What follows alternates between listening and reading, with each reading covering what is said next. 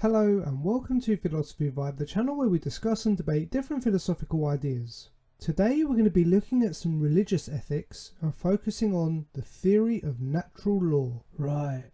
Natural law was advocated by St. Thomas Aquinas. The central idea behind natural law is that human beings have an innate power to understand good and evil. God has written moral law into nature, and he has created all humans with the ability to know what morality is and to recognize what is good and what is evil. Okay, so why does Aquinas advocate the natural law theory? Good question. Well, Aquinas got most of the grounding for natural law through the works of Aristotle.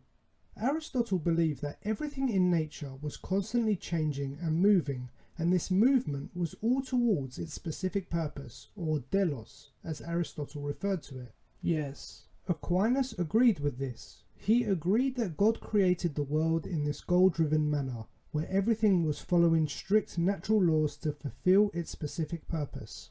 Okay. Aquinas said this was the same for humans. Human beings are themselves moving to their delos. He refers to Aristotle's concept of eudaimonia. You could say it's like a heaven or a state of bliss, true and pure happiness. So Aquinas believed eudaimonia was only achieved in the afterlife, but it did not stop humans pursuing this and moving towards it. And we move towards eudaimonia by pursuing what is good and avoiding what is evil. If we as humans always strive to pursue good and avoid evil, we get closer and closer to our purpose and to reaching eudaimonia. Well, there's a bit of a problem here. Aquinas says we reach eudaimonia by pursuing good, but how exactly do we know what is good? Aquinas argued that this is through human reason. Human beings have the unique capability to reason, to be self-aware, to think and understand their surroundings and their lives. This reason unlocks for us our moral knowledge, and we will be able to recognize good, and we will know how we should live, and we will know how we should act. Right, I see. Now, Aquinas went further. He argued that when we use our reason, we notice basic goods that all reasonable humans pursue. The main purposes of life, what near enough all humans want and what all humans are drawn towards.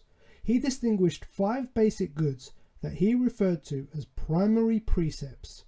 The primary precepts include life, so the preservation and promotion of life; reproduction, so the continuation of the human race; education, this is more so education of one's offspring, so they will know how to continue the human race, live better lives, and even protect you when you get old; worshipping God.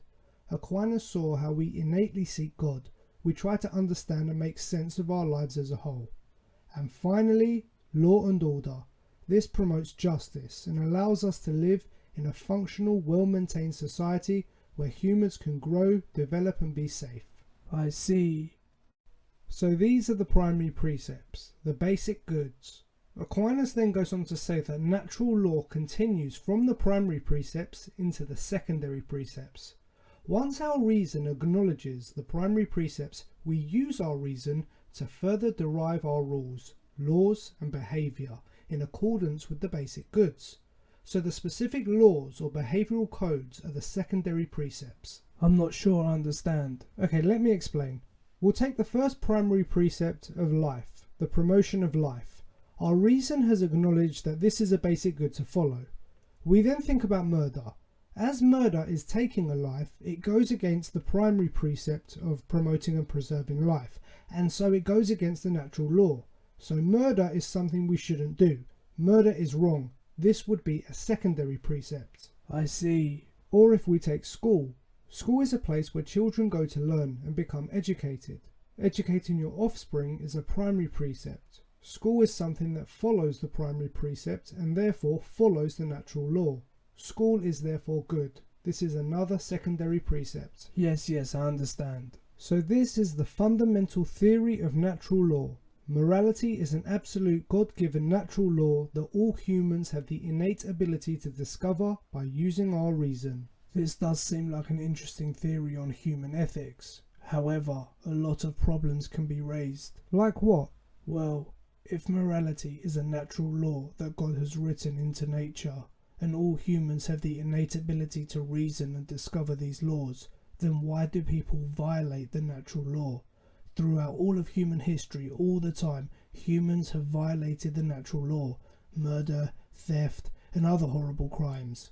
Why, if all humans possess an innate ability to understand morality, is there so much immorality? That is a good argument. Firstly, we need to understand that natural law for ethics is not like any other natural law. I can't violate the law of gravity, for example. However, for moral law, we need to remember that God is balancing this with free will. So it is necessary that I am physically able to violate moral natural law. Yes, okay, but why would anyone want to? This can be down to human emotion. We are at the end of the day emotional beings. We do not live by just reason alone, and so sometimes our emotions can get the better of us. It can cloud our reason and lead us to do wrong things and violate the natural law. When we break a basic good, our reason is being overpowered by emotion, and we do things we know deep down we shouldn't. But that's exactly it. Our reason has been pushed deep down. Okay, well here is another issue I have. You would agree that natural law is an absolutist theory. As morality has been written into nature, it must be absolute. Yes, correct. What is good and what is evil is absolute. It is not dependent on an outcome, but God has created this as law. An action is within itself, either right or wrong. So how would natural law deal with moral dilemmas, where violating a natural law would actually bring about more good? What do you mean? Consider someone who must commit a morally bad action in order to fulfill a morally good action. Let's imagine we're in a hospital and there has been a power cut. The backup generator does not have a lot of power. In the emergency room we have 3 people who need urgent care or they will die. In the room next door we have a man in a coma on a life support machine with no signs of recovery. As the backup generator is weak, the only way we can save the 3 people in the emergency room is to unplug the life support machine and use the power. So, what are the choices? If we do not unplug the life support machine, we let 3 people die. If we do unplug the life support machine, we are actively killing someone and so violating the natural law of life. I see. Well, Aquinas had a response to this. He refers to the doctrine of double effect. When we are faced with dilemmas like this, we need to look at the situation and ask, was the action one wanted to do good, and was evil intended in the action? So with regards to the hospital example, we want to save the 3 people. Is this good? Yes, I would say it is. This is still preserving and protecting life. So when we unplug the life support machine, did we intend evil? Not really. Our intention was to save the 3 people, which is good. We did not intend to kill the man in the coma.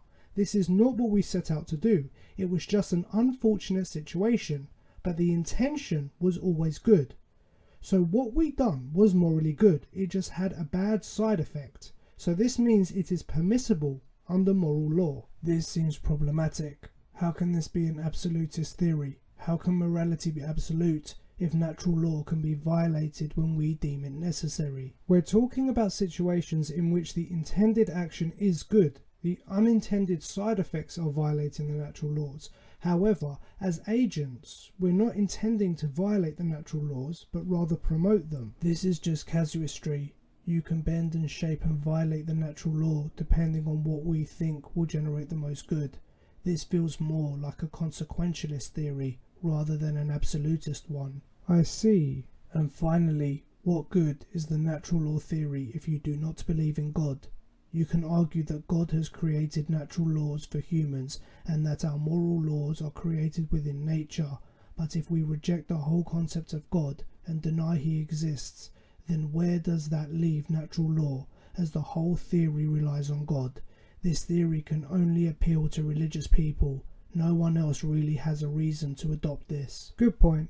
Well, that's all the time we have for now. Thank you for watching. We hope you enjoyed the vibe. And what are your thoughts on natural law? Do you think it's a good theory to explain human morality?